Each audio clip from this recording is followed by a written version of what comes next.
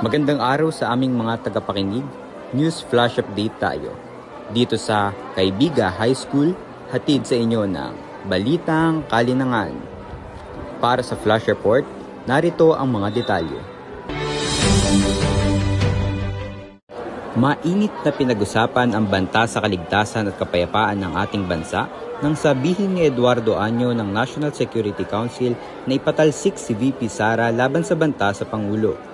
Kaugnay ng nangyaring pagbabanta kay Vice President Sara Duterte, kay President Ferdinand Bongbong Marcos Jr. noong 2024. Pinayuhan ni Philippine National Security Council o NSC Advisor Eduardo Año na ipatanggal ang Vice Presidente sa kanyang posisyon upang masiguro ang kaligtasan ng Pangulo at manatili ang kapayapaan ng bansa nitong Enero 9, 2025. Ayon kay Año, malaking banta ito para sa Pangulo at sa kapayapaan ng bansa dahil sa kaguluhang maaaring mangyari mula sa mga sinabi ni Vice President Sara. Maraming salamat sa pakikinig.